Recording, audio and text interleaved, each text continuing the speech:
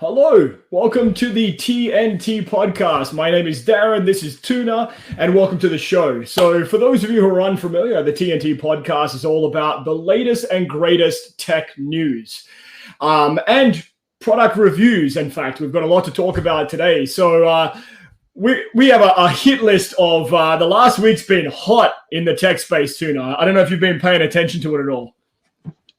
Just a little bit. A little bit. Just a little bit. You know. A little bit. Given that we're doing a tech podcast, I always find it funny when you ask somebody, have you been following the news? And they actually say no. And then we get in here and all of a sudden the conversation unfolds naturally and gradually.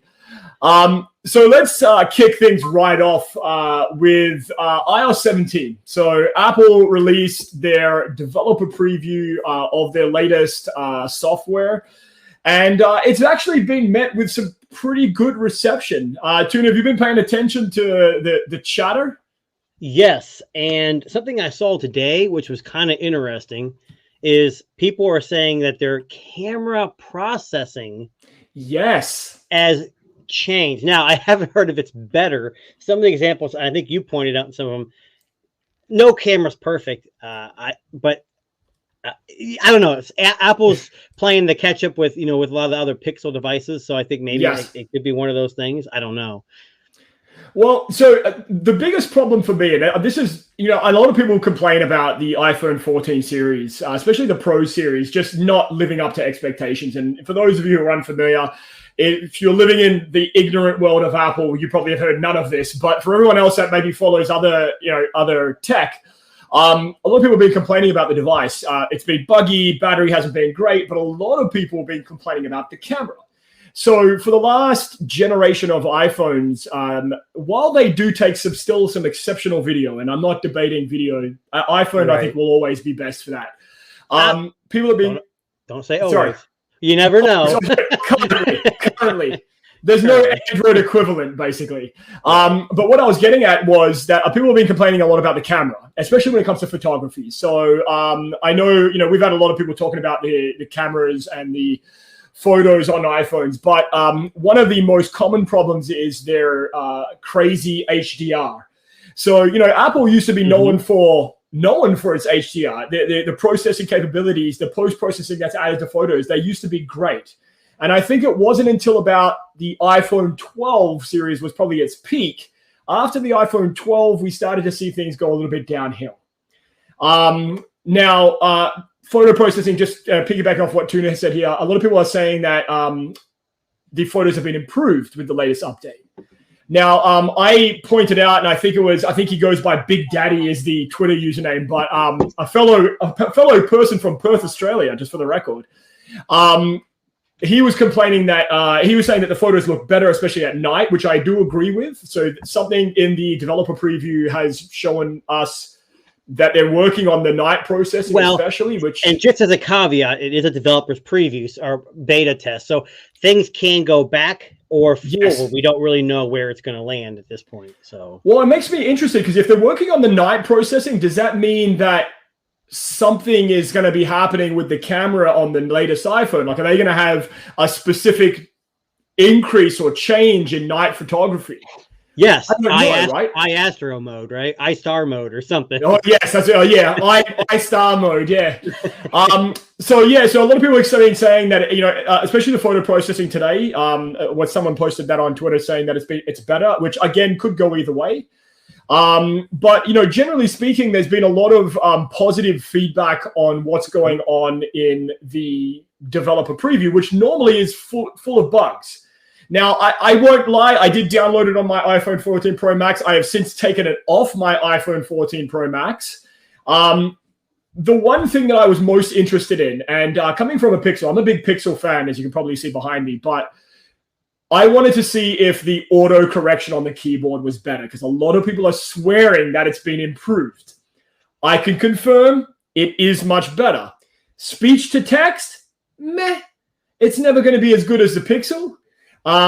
But it's interesting to see the changes that they've made. So I know we have in the green room standing by, we have Ace, who's a really big Apple guy. So I'm just going to invite him in to say hi. Ace, how you doing, buddy? Hey, how's it going? Need to turn up the volume here. It's all good. There you are. Now I can hear you. So we were just talking general feedback on the iOS 17 developer preview 1 and 2. So I know you're a big Apple guy, and I know you probably downloaded it, I assume. I have not. Oh, okay. Oh, now, wow. that's actually a good point of view. Why haven't you downloaded it? Well, number one, when it comes to beta testing, things like that, I'm typically more on the Android side of the house. Apple is pretty basic, and that's my one of the things I like about it. One of the things I don't like about it. It's a very simple way about doing things. So I really don't get excited about the Apple developer beta test program. Okay. But I do look forward to certain things with Apple. But there are a couple elephants in the room regarding Apple and iOS 17 and all the things that are going to be coming up. Okay, so what can you tell us? What's your well, the one thing that I would like to address, is, we're spending $1,200, $1,400 on these phones, right? And you can't type in certain phrases. You got some censorship issues. You go to certain websites, and iOS doesn't let you do whatever it is you want to do. And now it doesn't matter what you're doing. iOS should not be iOS should not be treating its customers like we're toddlers. Now, it's a parent's job whenever a kid has an iPhone to go ahead and lock down that kid's iPhone. But if you're a grown adult, you're spending $1,400 on a phone, I should be able to swipe type any phrase I want. It doesn't matter if I'm Barack Obama or the leader of the KKK. I can say whatever I feel like because it's my phone. Now, okay, hey, so let's just rewind for a second. Can I just rewind for a second? So is this something that is new with this developer preview, or is this something that we're hearing about now? It's something that's been going on forever with Apple and all that. And even in the developer preview, you're not going to get nothing new. Apple is basic.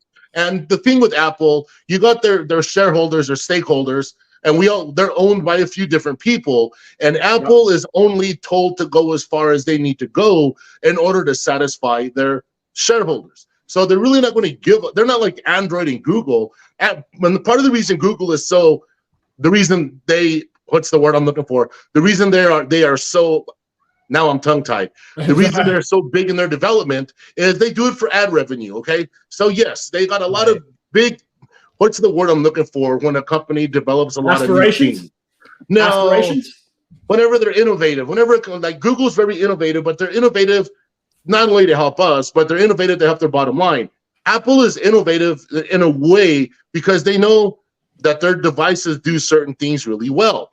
Now, the reason I love using Apple devices is I'm a content creator, and it makes it real easy. I don't need to install, LumaFusion. I don't need to install all that other nonsense. It comes with iMovie, and I can do everything right here on this phone. And this iPhone right here just this month has made me $4,000 on YouTube. So, I mean, go think about that.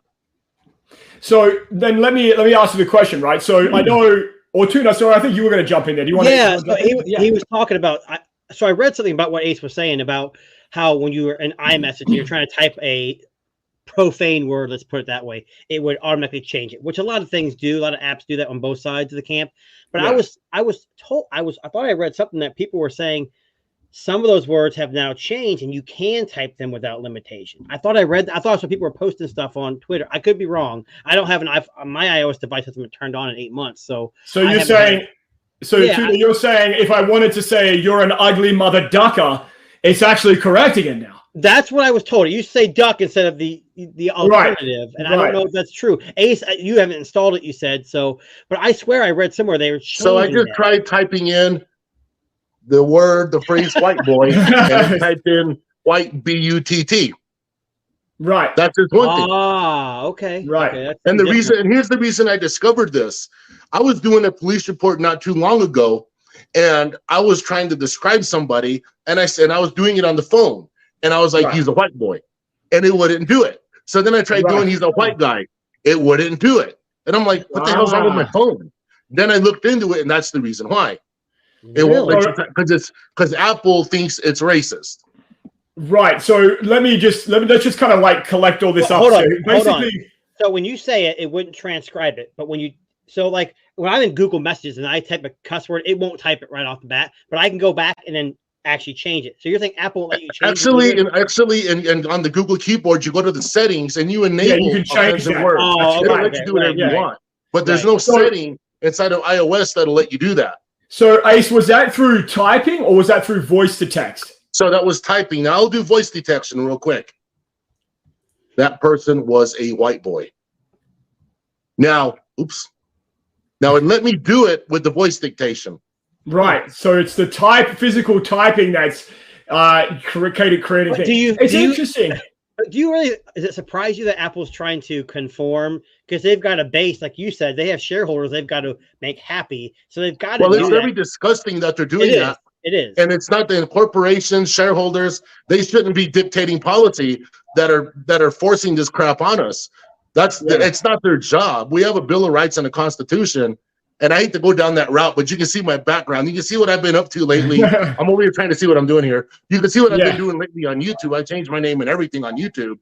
My main channel is Liberty Talks. Now, Ace Lucero Tech is still a thing, but I only got like 2 or maybe 10 subscribers on that one right now. Right. But and the reason I did this is, look, I know we're talking about something here, and I'm not sure how many people are watching right now. I have no idea because at my screen, I've got it maxed out on full screen. Hold on. I'll look right here. So right now we have what the hell? Right now we have 2 people watching. 2 people. So I wanted to say something real quick. Look, Darren and 2NA Tech. What's your first name, buddy, or do you divulge that? Jason's fine. No, that's fine. Jason. So I wanted to talk about something to you two right now. Now, I know a lot of people like YouTube, for example. You all make very thoughtful and intuitive videos. And this is a little off topic here, but it's frustrating because I know a lot of smaller tech YouTubers who make terrific content, amazing content, better than I can ever make. And they don't even have any subscribers. They get like 10 views on a masterpiece of a video. But then now you go and you look at, like, for example, what I went and did, because I'm really, really good at teaching people how to use their phones. I'm kind of like Saki Tech or Jimmy's promo. I'm really good at saying, okay, go here, do this, do that. But those videos were not getting any views and the money was minuscule. But I go ahead and I switch it up and I go back to my old format, and I used to do talk radio. And anyway, so I go back and I start doing a little more political stuff on YouTube, and boom, it explodes. And it's like, well, this isn't fair. This actually sucks, you know? Yeah, to me, it's not right. Well, it speaks to the state of, I think, just tech discussion in general, right? I mean, I've seen so many posts from people on Twitter saying that they're over the bullshit, right? Like all the back and forth between what's better, what's worse, and I want to call it bullying. The bullying that happens from an Android user to an iPhone user and vice versa. I think, I think you bring up a good point, and I think in the space, I mean, we fight for our subscribers, right? I mean, people that find us organically. We don't advertise, we're doing this out of a passion for tech and a passion for, just technology in general and all things like it. But it's just a shame that, some of these smaller people that are out there just don't get the recognition. And I have to agree with you there, Ace. I think you're onto something there when you say, I definitely am. I want to bring something else up too.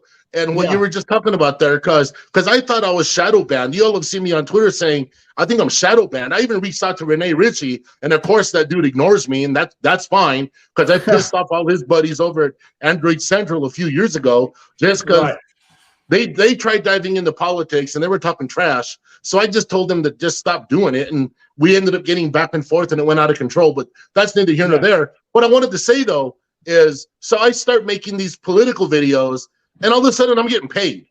And it's like, this isn't fair, because I literally thought I was shadow banned. And I think it's nonsense that YouTube doesn't tell people, hey, honestly, YouTube already knows what your channel is pegged as. No pun intended with the word peg. But YouTube already knows where it puts you. So what the hell? So they should at least tell you. They should say, hey, look here, Ace Lucero, you're not going to make any money. You're not going to get any subscribers. You're going to get no views doing tech. Here's what we want you to do. That'd be different if they would do that. Now, with that being said, that you just said earlier how you guys fight for subscribers. Mm-hmm. Here's the kick in the pants for me. This last 2 months, I have not had to fight for subscribers. My channel has grown by over 5,000 subs. Now, when I was doing all these tech videos, and I hate to turn this into a rant, but there's a lot of people out there I'm speaking for. I'm sorry, but the small tech community needs a voice. And there's a lot of guys out there, a lot of gals. There's a lot of guys and gals out there making terrific content. They're getting nowhere. And it's YouTube's fault. Because I guarantee if those same guys and gals went and did what I did, and they started talking about politics, for example, boom, their stuff would explode. It's just, and here's the thing.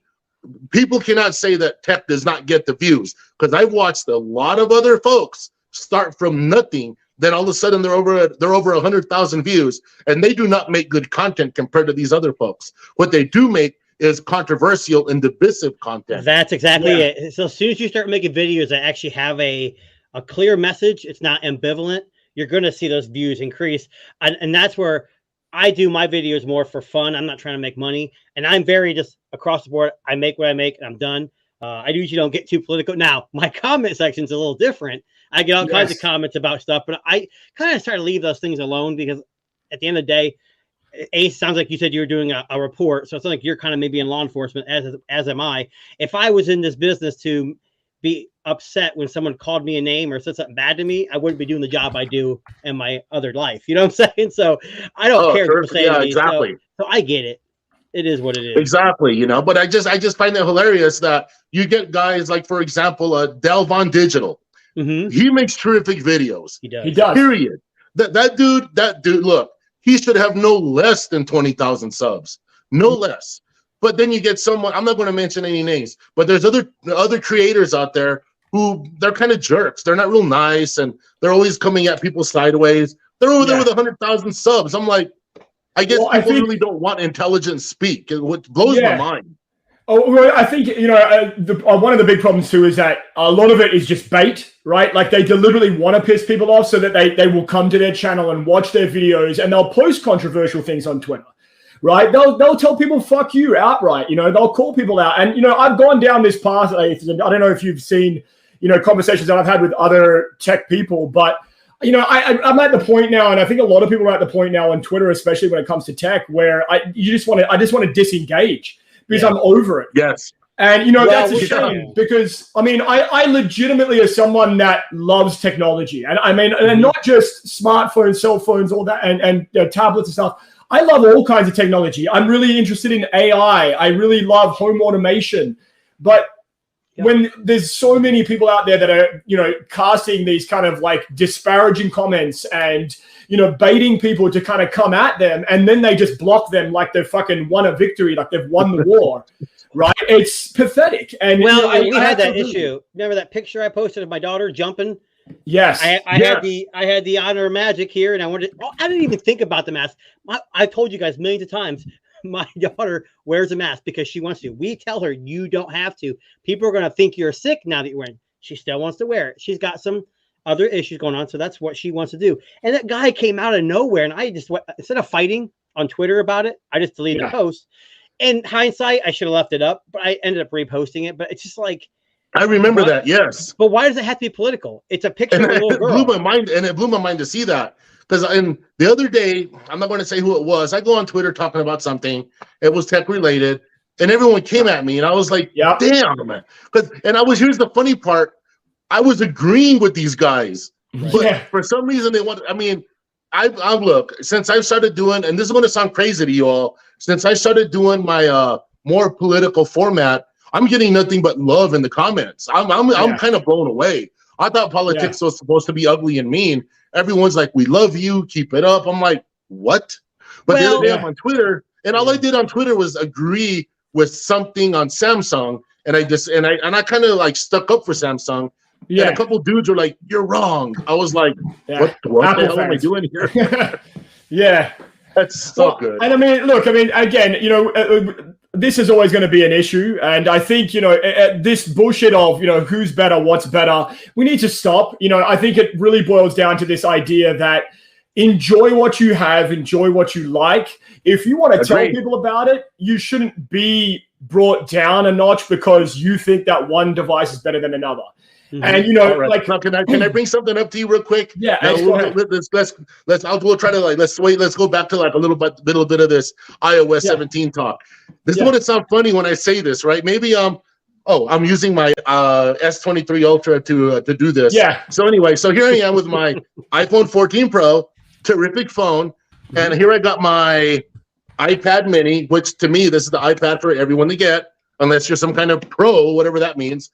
Here's the funny thing: I kind of wish that Apple would make their. This is going to sound funny. Get ready, guys. I wish Apple would make iOS a little simpler to use. Because when I'm trying to do some of the more simpler things, I can't stand it whenever people say, "Oh, it's so easy, your grandma can use it." Really? Then how come I'm having problems? I'm having like the littlest issues. So I have the reason I carry two phones. I carry a Galaxy phone and an iPhone because there's some things that I can't figure out on an iPhone, and I just do it effortlessly on a Samsung. And like for example, I do my video thumbnails on a Samsung, right? Have you all tried making video YouTube thumbnails on your iPad or your iPhone just using the onboard software? No. No. I can't do it. I've tried. But if you go and do that on, I was reaching for my S23 again. It's right there on the stand. But if you go inside of your Samsung photo gallery and you can edit the hell out of a thumbnail. You can lift images, you name it, you can do it. Yeah. But I just haven't figured out how to do that with just bare bones Apple software. And, I think what a lot of people are hoping for when it comes to this iOS release is I think they're looking for quality of life features. So I always said that Google is very good at making software and apps that are human focused, as in people will actually use these things. Like Magic Eraser, that's fucking amazing. I know it's been around forever, but if some dickhead photo bombs your photo, boom, they're gone, right? Call screening, it's amazing, baked in. Yes, right? It's baked in. And so I think what Apple is maybe trying to pivot towards, and I think we're going to see that with this whole like contact sharing thing that they've got going on in iOS 17, which allows you to essentially share like a contact business card with someone else through AirDrop in a fancy way, right? I think some of these kind of like human-focused features are what I think Apple needs to pivot into. And there are some interesting things in here. I mean, you've got these contact posters, which I mentioned. I actually really like the check-in feature, which allows you to essentially know if your kid is at school or if your daughter's on her way home from a party, and you can track them in real time on maps. I think that's very clever. Have they done enough to draw some of the Android crowd back? I don't know. I mean, and that's the crazy thing too. And look, and not only that, I have an Apple Watch. I'm wearing an Apple Watch. What the hell? I'm wearing an Apple. There's no doubt. I love iOS because the things it does right, they're too valuable to get rid of. And I'm going to say something. This is going to sound crazy. All the tech nerds are going to come at me like with a vengeance here. I know people have already asked me, how come I don't use a Galaxy Watch or a Pixel Watch? I want to tell you guys why. Google is so notorious for getting rid of services. I'm afraid to do it. Because what if I get hooked on a certain service and then Google, boom, gone? Apple doesn't do that. Apple keeps it and makes whatever they have better. I'm really hooked on Apple Health. I'm hooked on Apple Reminders. There's no way I'm getting rid of Apple Reminders out of my life. I'm not doing it. I think it goes back to what you're used to too. Like I have iOS devices, but you guys can't even hear me, can you? I can hear you. Yeah. So I think what the part of the issue is like what are you used to? I mean, I have iOS device, but I don't use any of that stuff. I use my Google account for everything. So when I had an iPhone, I was making videos, and then when I tried to put it to a PC or an Android tablet, I was like, this, I'm done. I'm screwed. So now when Android has nearby share, so I'm taking this thing out, making videos, and then nearby sharing to my Android Chromebook or tablet or whatever. Yeah, it's amazing. And it's actually been like, holy crap. And this is what iPhone people have been doing, Apple people have been doing for so long, but it's finally coming to us. So we're picking up some of their more simplistic hardware stuff where they're picking up more of the human aspect, like Darren's saying. I think that's a great thing for iOS users. I'm not against Apple by any means. I've had all their products. Just right now, hey, the 15's around the corner. Yeah. If it's worth the upgrade, I might jump on it. I thought the 14 now look, I'm going to be straight up. I love all tech. I love all tech, man. I'm a Pixel guy, Galaxy guy, iPhone guy. Yeah. I love it. But I got a question for you. I got a question for you too, Jason. Are you pumped up about that? Are you pumped up about the iPhone 15? Good question. Yes, I am. But whether I buy or not depends on what the upgrade is. But what are you pumped up about? What are you pumped up about? Well, the only thing I've read so far is like all Apple devices, it takes a little while for them to really do a huge upgrade.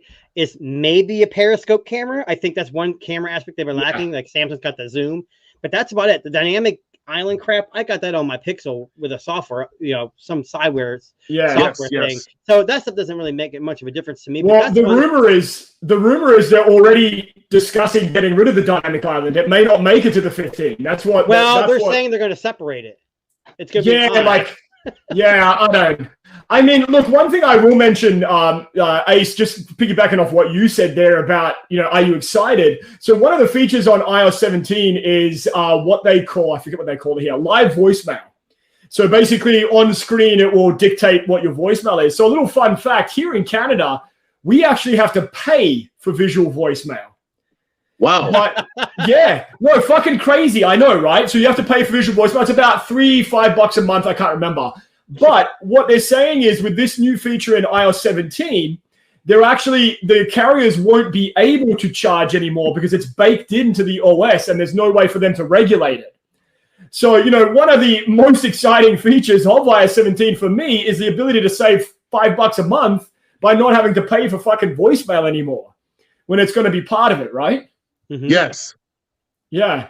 So, I mean, look, I think there's a lot to like coming up with, Apple, and I think they're heading in the right direction. Some of these features are interesting. Some of them are kind of half-baked, like the whole journaling app thing. I'm not sure how that's going to fly. I feel like we're going back to like the 90s when people used to keep diaries and fucking, journals of their day like Tuna used to. But, I had a heart lock on it, so no one can get. Oh, heart lock, yeah. But listen, Ace, listen, mate, I really appreciate you joining us. Thank you for coming in and speaking your bit. We would love to have you back on the show anytime, and we'll catch you on the next one, buddy. Thanks, man. Take care, man. Later. Cheers. Bye. So iOS 17, right? Obviously, lots of really great discussion there. Thanks, Ace, for joining us. We appreciate your point of view, and it's always a pleasure to have you on. But I think we've talked enough about Apple for one day. Tuna, are we done with Apple? Can we move past? Well, considering our last one was focused on the Vision Pros, I think we're good for a while. Yes, true, yes. Okay, so let's move on to the Android side of things. So.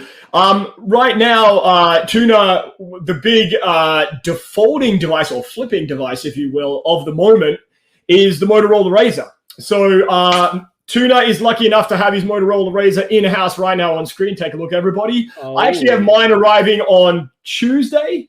So Tuna, give us your, how long have you had it? 72-hour impression? Yeah, about 72 hours. So, okay, so we had a deep conversation with a group we had on Telegram where one of the guys was saying it's not as good as the Flip 4.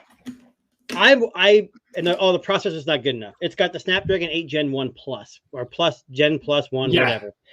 Very much more efficient than the original one. And I think it's very fine for what people who buy this device are going to be using it for.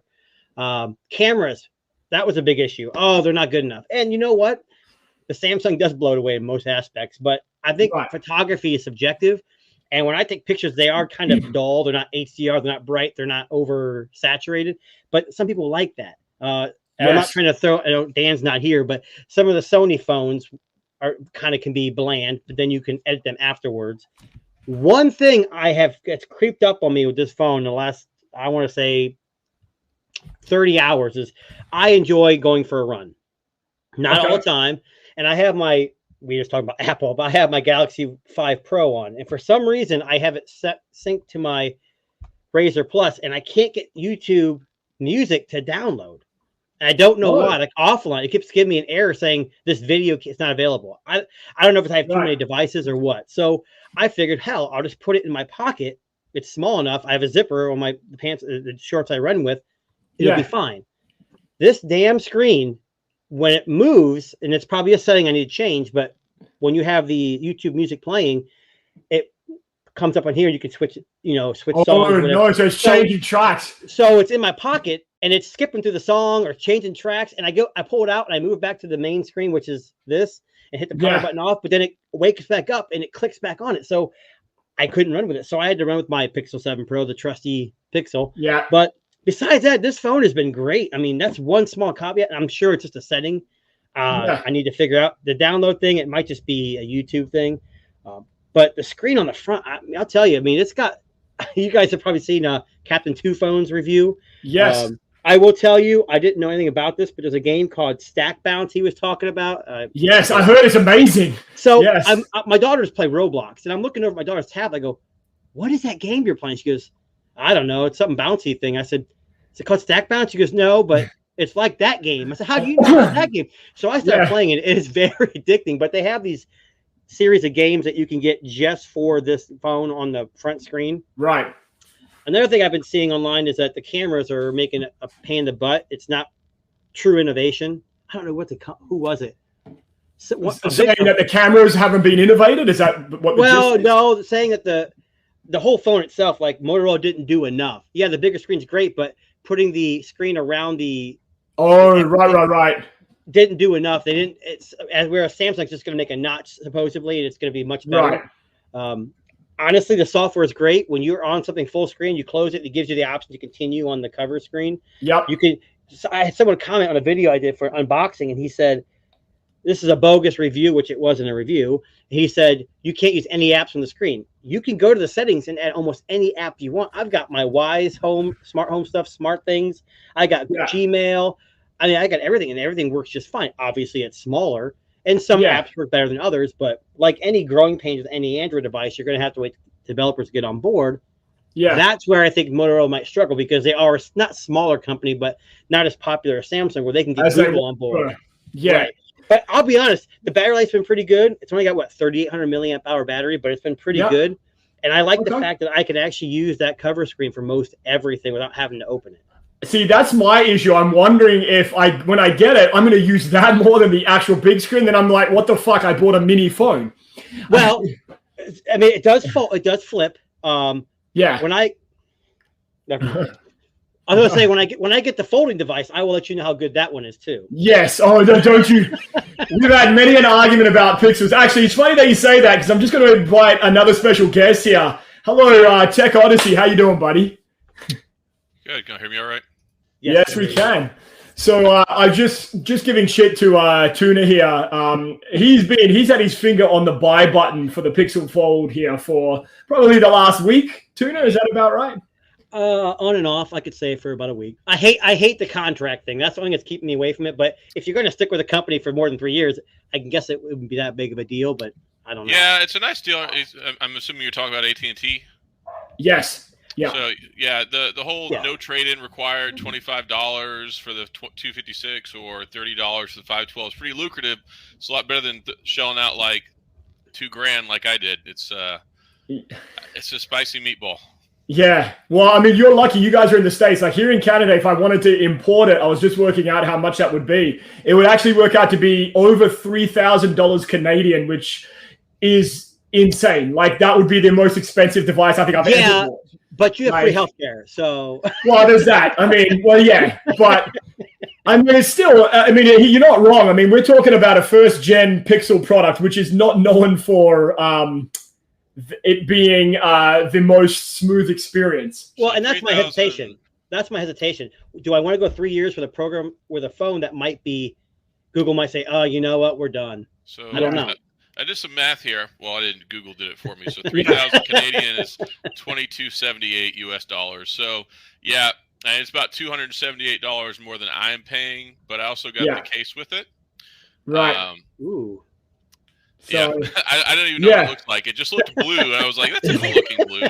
Whatever. I'll try. Actually, there is a couple of videos on YouTube. If you look up Pixel Fold case blue, I'm pretty sure that someone's actually tested it out at their hands-on at their event. It's very sky blue, if that's your color. And it's like a combination. It's like a sky blue / baby blue color from what I could tell in the image. I'm gonna be honest with you. I don't usually look at a lot of this stuff in advance. I just like for it to show up, and then I'll be surprised and formulate my own opinions. Nice. Well, have you seen the Reddit thread with the guy who got it? Is it UK, I think, got it early, and his thoughts were like, the bezel's not a big deal. The crease is about the same as the Fold 4.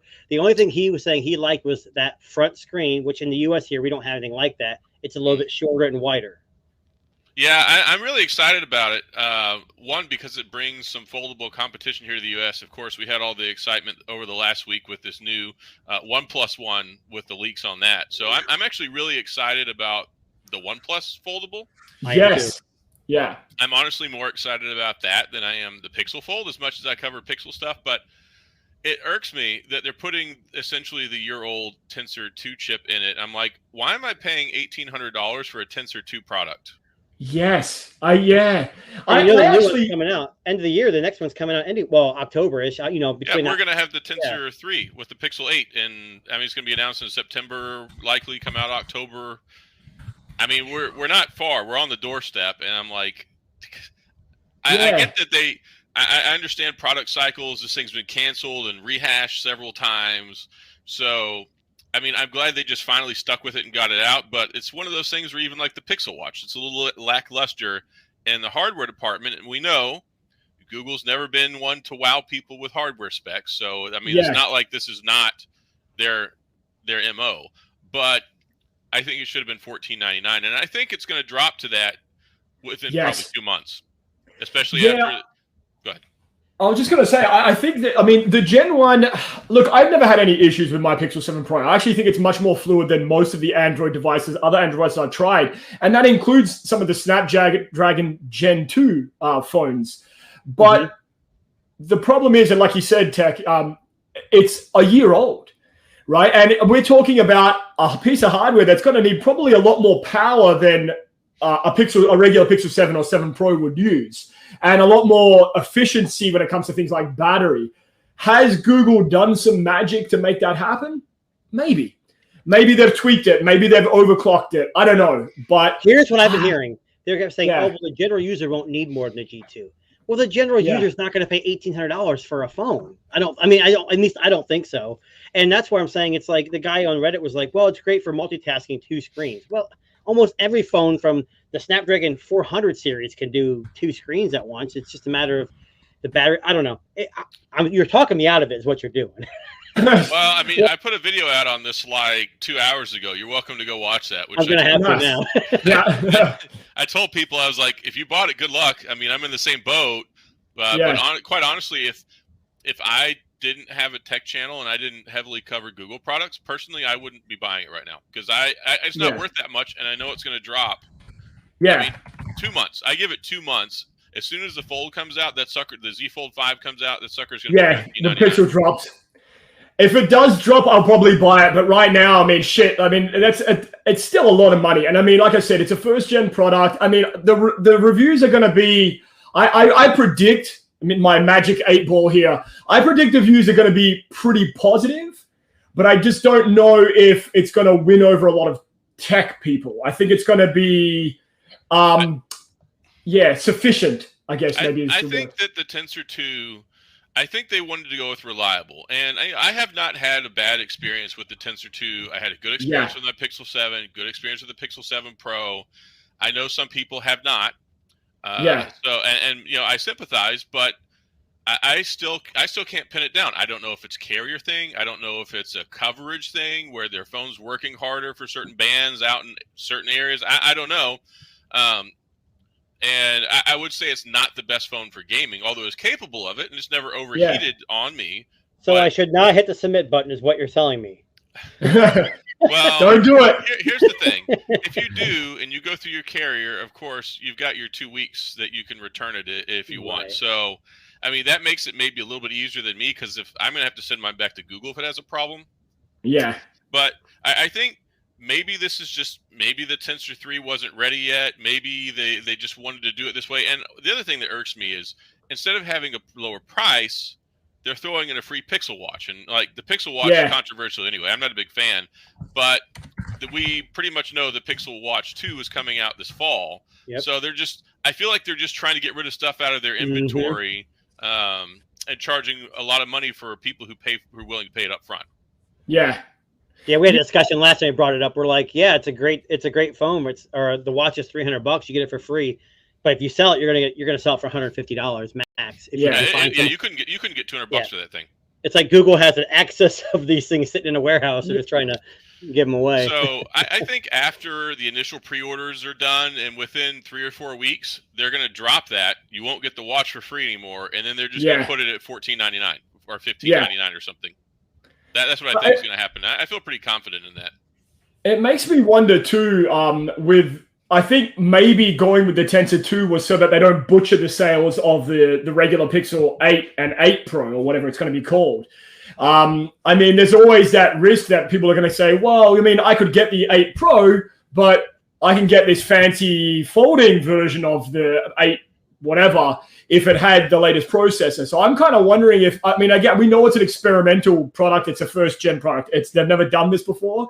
But again, I think it's more to do with the fact that they're just trying not to butcher sales of what is their bread and butter, which would be the Pixel 8 and 8 Pro line. See, I feel differently than you. I feel like it's like the Duo. The Duo came out and it was like 2 years behind in the processor because of the Microsoft Duo, Surface Duo, because the R&D took so long. Well, this product's been canceled. And instead of investing another $1 billion or $1 million to upgrade the chips, they thought, well, let's just keep the same chip in there and just push it out. I think that, and that's my opinion. I'm not tied with Google or anything, but it's all about money at the end of the day for these companies and it's a business. So yeah, there's a learning curve, and there was a learning curve because like Microsoft, they didn't go with Windows. Yeah, they went with Android, and then they tried to make a Windows-like experience on Android. It wasn't ready day one, and then it was frustrating because whenever they did launch the product, when they had all the reviewers they gave it to, they're like, "Oh, look," but nobody was up front saying, "Hey, I can't show you the screen." So like that generated a lot of like bad will just from the beginning. And then when it did show up, it got hammered because the software was still janky. Yes. So I mean, it took 6 months for that phone to get mostly usable, and then a year later, it was a pretty fantastic product. I mean, once they finally dropped Android 11, it's a pretty good product, and I think a lot of folks are enjoying it now for like the $300 or $400. Amazing deal, and I do think that Google's trying to avoid that. I think that they really don't want to have a bunch of these sitting on shelves to where they have to price slash them, and then it looks like a failure. Yeah, and they'll take a hit big time. I mean, I'm sure like these aren't. I mean, for Google, I mean, I know they got all the money in the world, but I mean, you know, they're trying to kind of, you know, I guess fluff up the bottom line. You know, they're trying to get it to build themselves up so that they can make better products. Look, I mean, I think again, it's interesting to see how this is going to play out with the Pixel Fold. I know people are starting to get them, give or take here and there now. I know some of the big guys in the tech space have got them. I'm waiting for a few reviews to drop just so we can get a better sense of kind of the pluses and the minuses, if you will, of what people think about it. But, you know, definitely interesting. Now, Adam, I know you were saying you were getting your Pixel tablet very soon. Is that correct? I have mine. Yeah, I've made 2 videos about it already. Yeah, my Pixel Fold, they processed my payment. Supposedly, it might be here the 28th, which... Right. You're going to see, I think you're going to see some frustrated tweets. Yes. Yeah. a lot of delays coming up. That's what I've been reading. Yeah. It's going to be interesting. And that's going to make a lot of people unhappy. But yeah, Pixel tablet, I do have it. I set it up. I made 2 videos about it. I think it's a decent product. Would it replace your iPad? Well, a little laugh. I like it. Too direct a question there, right? No, there's never too direct a question, but it's just so understanding. And I say this in all my tablet videos. I'm not a tablet person because all my tablet usage has been replaced with my Fold. Correct. Yeah. So, and I say that all the time. So I like tablets. I have my Tab S8 on the floor here that I haven't turned on in months. I have my I have the iPad Pro M1 12.9 inch I bought 2 years ago. And I got fooled because everyone was like, "Oh, we're finally going to get Final Cut Pro on the iPad. It's going to have the M1." So I was like, "I'll buy one. Shoot, why not?" And then 2 years later, I mean, I still haven't even tried it out. I don't care. But I don't like big tablets. I've maintained for a long time, just for normal tablet usage, I think 11 inches is the ideal size. And of course, this one's like 10.95 inches or something. I'm like, can you just call it 11? Can we just call it 11? Yeah. Round it up. So yeah, like if it were 10.8, 10.7, but it's like 10.95 inches, I'm like, come on, guys. What I like about this, it will have a place, I think, on my nightstand, because I've got a Lenovo Smart Display that I've had for 4 years now, and it's starting to get kind of dated. So I really like the idea of put it on the dock. It's nice for music. It's got a pretty decent speaker in it. I will tell you the most disappointing experience on the Pixel tablet. Oh, no. Watching something while it's on the speaker dock and then picking it up and hearing the terrible quality speakers that's in it. Yeah. Oh, really? I didn't think about that. Yeah. It sounds really good. Got some nice boomy bass, and you're like, you pull it off the stand to go do something. I'm like, God, these speakers suck. So is having 60 hertz only a deal breaker? Because we have a lot of people complaining. I don't care personally. So a lot of people complain about it.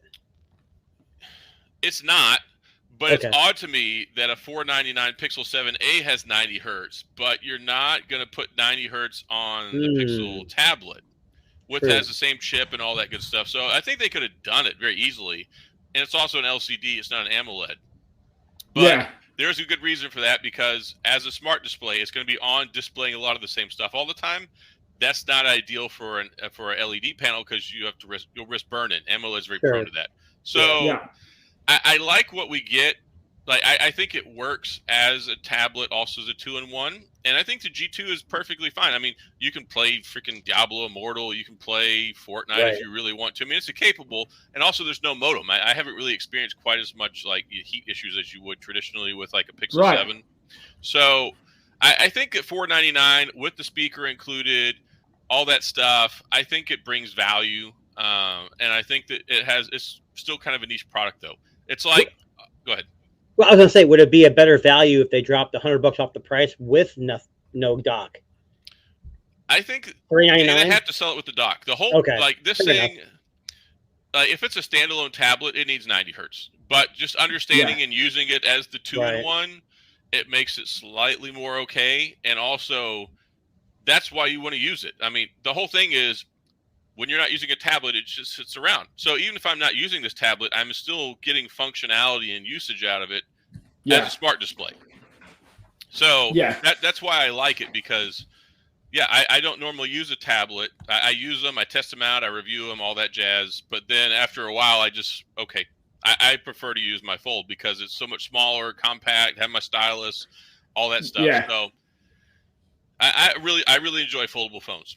So I'm looking forward to the Pixel Fold, the Pixel tablet. It's one of those things where you're like, that kind of makes sense. And I think it's at a fair enough price point. So what do you think about this? The Flip? It'll be on the Razr. The Pixel tablet, I think, will be on sale $399 for the holidays anyway. Oh, you mean this right here? Yeah. I got the black version. Sorry. I like this phone a lot. I made a lot of videos about it, saying like, look, the Pixel. The Z Flip 4 is dead. This is the new king. And I've been waiting, because I enjoyed the Motorola Razr 5G so much, and the front screen experience was so good. I'm like, why did I got to go through 2 generations of Samsung phones still with no usable front screen? Yeah. But that's because there's no competition. So now that Motorola has come out, and they got it out 2 months early, which kudos to them. They're amazing deals at carriers. I think they're, I was in there. So I have never been in a carrier store before and seen somebody actually interested in a Motorola phone. And there was like 3 people in there who were looking at the Razr who wanted to get it. And they're like, this is a good deal. I like this whole flip thing. You can use the front screen. Plus this magenta Pantone color. It's attractive. A lot of people like it. So with being able to trade in, like you could trade in a Pixel 7. I think they give you $500 for it. But there's a lot of phones though. They're giving generous trade-in stuff over at T-Mobile. iPhone XR, they'll give you $1,000. You can get this phone for free. Yeah, that's impressive. That's crazy. So I think they're being very smart. They're taking this on the chin, absorbing some of that cost just to get them in people's pockets. Because once this is in somebody's pocket, they can't go get a Z Flip 5. Yeah, it's and then true. And it's not trying to compete. It's undercutting it. Yeah. So I think they've been smart with it. I like the phone a lot. Sam, welcome to the show. Sorry to keep you on the waiting there. Oh, no, it's okay. I don't mind sitting behind Adam. That's fine. He is definitely more. It's okay. How you doing, sir? Howdy. So, Sam, we're just talking about Motorola Razr, which is kind of like the hot product of the week, I guess, if you will. What are your? Would you buy one? I know you're a big Duo fan. Would you do the Razr? Yeah, absolutely. And because I like the flippable, like I said, I'm into that form factor because, like I said, it serves different kinds of purposes, right? So remember, the Fold gives you the capability of having some more productivity, right? And the Duo, of course, as anybody who watches my show would know, I'm a fan. But the Flip essentially gives you back the slab, right? So it gives you more of a pocketable slab phone. So I think it kind of serves the same purpose as why I want a Pixel Band. Right. I'm the kind of guy that would really rather have $150 more Mi Band kind of notification, not necessarily app driven device. Right. Yeah. And so I think it serves two different markets. And so I love the Razr. I'm a big fan of Razrs or just Moto in general. But again, we run into that same problem, which I'm glad Adam kind of brought up, was the fact that he saw in a carrier store that people are actively pushing this. And the problem with any of these other initiatives other than Samsung and Google and Apple is, most Americans buy phones through carriers. Not many people are going to stores and buying phones off the shelf at $999 with no trade-ins, right? Exactly. So if there isn't enough traction there, I feel it's like, Moto finally is getting somebody out there where people are pushing this device at a carrier store where people are taking a swing at it ahead of the Fold 5 or the Flip 5, which is kind of nice. I think it serves two different markets and two different consumers, and I'm glad that somebody, at least at a carrier store, I don't know about AT&T, that's where I have my carrier through, is pushing it. That's kind of nice to see. I'm glad that they're doing that. See, when I come back with Motorola, they're actually making devices that are really good. Unfortunately, they're overshadowed by the bigger companies like Samsung and Apple. That Edge Plus that I had was a beautiful device, but no one really cared about it because it wasn't offered through the carriers. Like Sam said, once it gets to the carriers and they start pushing that, and it's a good deal, like $5 a month, I guess that could be $180, I think. I think that's when they're going to start getting some traction. I think Motorola can fit that bill for that third spot with them, and Google can duke it out to get that third spot below Samsung and Apple. So. It helped out a lot with LG no longer having phones on the shelves at the carriers because now Motorola can put a few phones out, and I like Motorola just fine. I never had anything against them other than when the initial Razr came out because I was too poor to afford one back in like 2002 or whatever.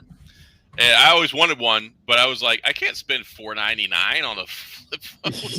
So back in like 2002, I'm like, you people are crazy. Why would you spend that much? And then so this is not the Razr I remember. The Razr I remember had just like an LCD screen right here that just gave numbers. Do you guys remember that? Like the V3 or something? That's the Razr I remember, but this I guess is a little newer. But then there I was in 2005 handing out lots of money to get my BlackBerry 7100G.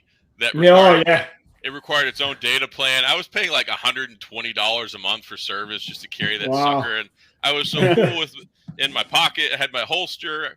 I'd be out getting my emails and stuff, which I was in the military back then. I was like a senior airman. I wasn't getting a whole lot of emails back then, but I always loved them. But the Razr I couldn't get on board with. My brother had one, and I think somebody else I knew in my family had one. I was like, y'all are crazy. I'm not spending $499 on a freaking flip phone. But I was just going to say, I think Motorola's kind of, they're smart in that they're playing up the nostalgia a little bit on this one too. Yeah. Right? They're saying, hey, remember this phone you had back in, 2000s, whatever. Here is, the successor. Like, this really is kind of I want to say, I know they've had other generations of the Razr the last couple of years, but this is kind of the one that I think they're hoping will kind of bring back some of those like nostalgic Motorola Razr vibes, right? And I think that comes down to just the almost seemingly perfect blend of smartphone and pocketable phone that they're going for. And I think that's the angle for Samsung too this year, is that they want to get these phones into pockets. They don't want it to be seen as a niche product. Right. And they want the flippable phone, which I've said from the beginning is the phone that I think will win the folding race, because it's the one that people that remember flip phones will buy, and it's something cool that you can put in your pocket with a pair of skinny jeans like Tuna wears, and and it'll be amazing, right? You can walk around and don't have to worry about it falling out. Like that was my problem with the S23 Ultra. Every fucking time I sat down, it fucking fell out of my pocket. And I don't wear skinny jeans. So, and I mean, this gives you an idea of just kind of like, sizes of phones are a huge thing. And in feeling the hand is huge as well, which a lot of these companies seem to forget about. Yeah, so I'm primary daily driving my S23 Ultra right now. And I got to say, when it first came out, I mean, I love the phone. I talk about it. I think it's the best phone Samsung's ever made.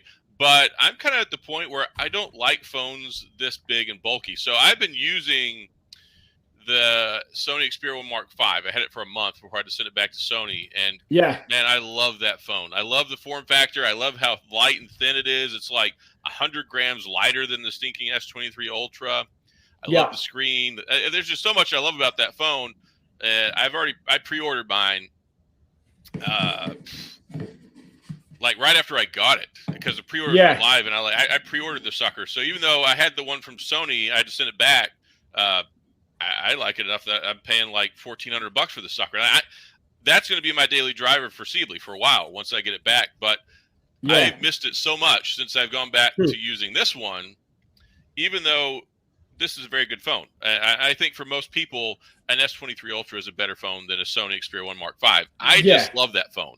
So and I think a lot of people do too. I think you're not the only one who feels that way. There's a lot of people on Twitter, like I know a couple of our regulars, Dan in particular, he's a big fan of the Xperia line, and that's all he uses. I saw him posting pictures with his Xperia 1 Mark IV. It's a good one, and they finally got it right this year. Like the problem last year was that Snapdragon 8 Generation 1 was just a terrible chip. Like it was generating too much heat. It shows you the reality of what happens when these things get tested in a lab versus when they get out into reality. Because they test these things, they got the little white suits on with their smocks on their shoes and their face masks, 70, 68 degrees in these laboratories. They're like, oh, it functions perfectly. And then you take it outside and it's 100 degrees here, real feel 113. I'm like, why is my phone overheating recording video for 1 minute? So is the 8 Gen 1 the new 810? Is that what we're saying? This is like the 808. 808. Oh man. Jesus. You remember the G Flex 2? Oh my God. How can we forget that? I love the phone. I love the phone, but that processor was so bad. Yeah, my problem with Motorola is going to be it's the same thing as like it's the best phone that nobody's going to buy because nobody knows it exists unless you walk into a carrier store. I mean, Google has made a lot of progress finally because after the Google 5 and 5A, they said, hey, maybe we should start running ads, maybe making people know that, these are the features we have. And again, it's like if you look at the two not best, HTC and LG, it wasn't because the hardware or software was a failure. It's the best Android devices that nobody ever heard of. So when you're walking into a store, it just got swept under the rug because nobody even knew it existed. And that's what OnePlus ran into. Try to get into T-Mobile with the 8 and the 9, and it's just like it's dead on the vine.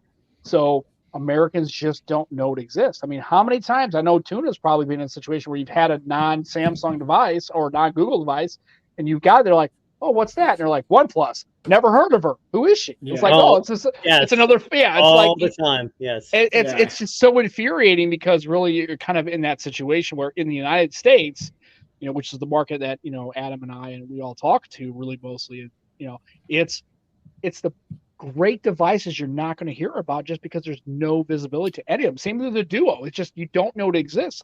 I've had the Duo and people go, holy shit, Microsoft makes a phone? It makes it, and they're like, it's just a shame. I'm still crossing my fingers for a Duo 3. I'm very pro. I love my Duo 2.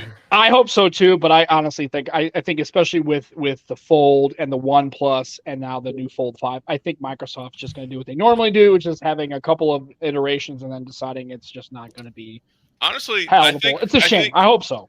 I think we'll see one next year, and I think it's going to be running Windows. I think that this was a good I think it was a good experiment. I think that they got plenty of positive feedback, but largely a lot of people wish that it had Windows, not Android.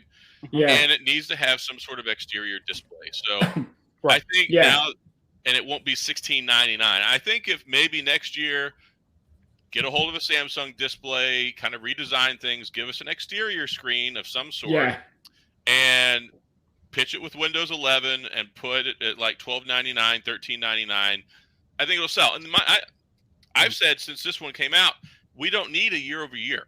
There are some devices that don't need a year over year. The Duo 2 is still a fantastic phone 2 years later.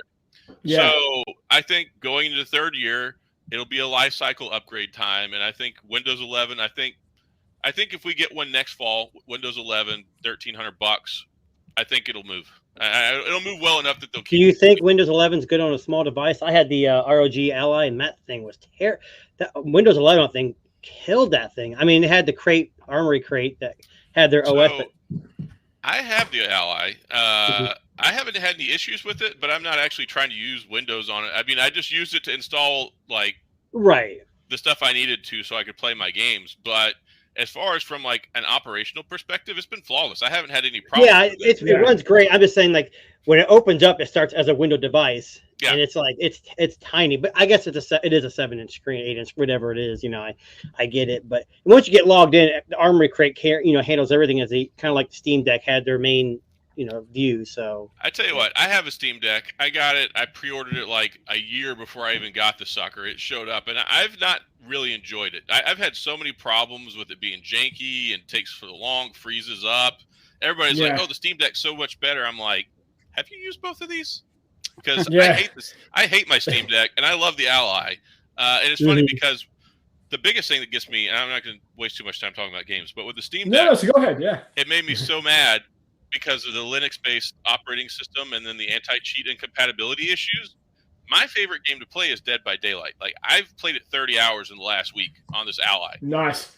And for 2 years, I couldn't play it on the Steam Deck, and then magically, apparently, like 3 or 4 weeks ago, they finally made it compatible with the Steam Deck. Yeah. I'm like, why would you do it as soon as I buy the Ally? Right. Yeah.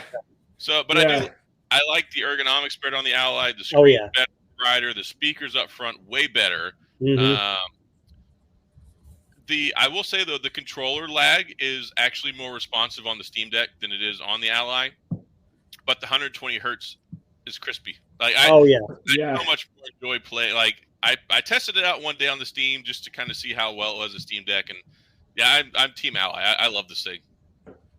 Yeah, my kids are pretty good. Yeah, I played like I only played a few games. I don't have time to game all the time, but I had like Doom Eternal, and then I played my daughter wanted me to play Poppy's Playtime. I didn't ever heard of it until then, and that was and it was that one. It's actually like a horror game. Some factory with like something trying to kill you. But anyways, what's nice about it is I actually went to the settings and I could put it in 1080p. You can't do that on the Steam Deck, which was kind of crazy. I think the Ally is a better product, especially for people. People are like, "Oh, it's not a console; it's a Windows." They're like, "Yeah, it's a handheld gaming PC, is what it is, and it runs that way." So if you're a PC gamer and you're coming over, like the Steam Deck can be very frustrating, especially for like the way the software and the desktop mode makes no sense to me. I know nothing about Linux. I've been a PC guy. I've been building PCs for like 30 years. I love. I'm sorry, 25. But I love the Ally. It's very intuitive. You just pop it on. You Windows. Okay, let me get rid of Edge while it complains. Let me grab Chrome. Let me install my stuff, and then bam, it just works.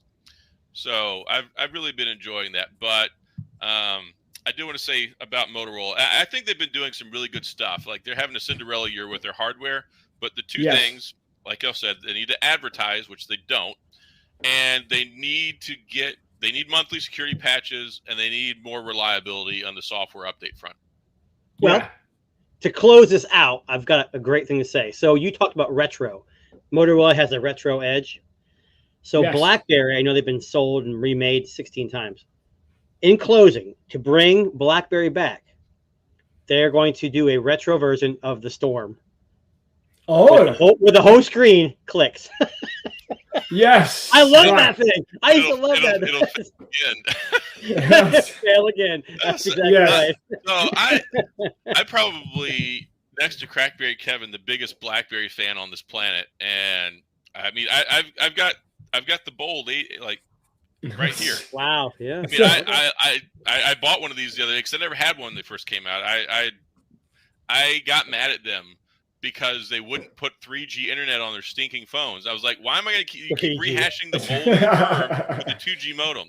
So I was there was like an awkward 2 years where they kept making these with crap modems with terrible internet, and we were waiting on BlackBerry 10 to come out, and they came out with the Storm, and then so I finally I used mine for a while. I used a Pearl for years. I kept blowing the trackballs out. I used them for years. Yes.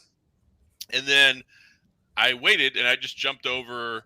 I jumped over to an iPhone because I was deploying for like 10 months, and I could use internet-based text messaging to talk to my family back home. So I switched to an iPhone, the iPhone 3G. It was the very first one I ever got. And then when I came back home, they had some Android options. I waited, and I got the Galaxy S3. And 6 months, I think it was 6 months after the S3 came out, they finally launched the BlackBerry Z10. And that day, I went and traded in my S3, and I got the Z10. And that was huge. I love BlackBerry 10. I had the Z10. As soon as the Q10 came out, I went and got the Q10. I had the Classic. I had the Leap. I had the Z30. I had the Passport. I had them all. I still do. And T2 was my favorite. I think there is a time and a place for them, but it's going to be as a retro phone. It's going to be about probably $300, probably a little bit more on the simplicity, like minimalistic side. Yeah. And somebody's going to have to foot the bill for it because they're not going to. But I think it's coming. Maybe it's 2 years, maybe it's 3 years. Nostalgia does have a strong playing point. If they can make it affordable, bring back a good physical keyboard, and just give like a good browser, good minimalistic experience. Yeah. Let you put your WhatsApp and all that stuff, because they were very contained. They were very adamant. It took about a year of failure for them to finally get Android compatibility where you could use Android 4.3 on there. Yes. So then you could sideload stuff. Most people aren't sideloading anything. And the Amazon App Store was trash. So they wanted everybody to use BBM. They still thought everybody wanted to use a BlackBerry. And social media is what killed them. Everyone's like, oh, it was the phones, it was security. No, it was the closed operating system and the lack of social media apps. Yeah, that's what did a bit in the end. But you missed the point. You said if BlackBerry comes back, they'll have to introduce something. They're gonna roll in here like a storm. It won't be the storm. See, I already gave them their marketing.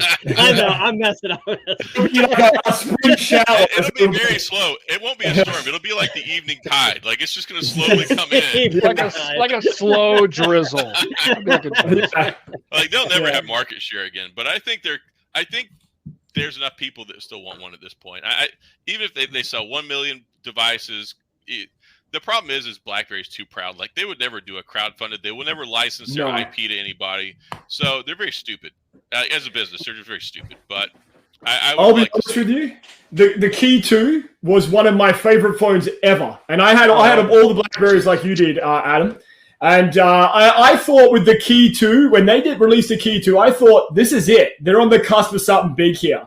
They're going to make the screen bigger. The keyboard's going to be just as good as it was, and a better processor, a better camera, and maybe I thought that was it. And then done, boom. It was. Which one was the device? What was the device that slid up? The screen slid up. It was the last one of their last. That was the Priv, right? The Priv, yeah. Priv.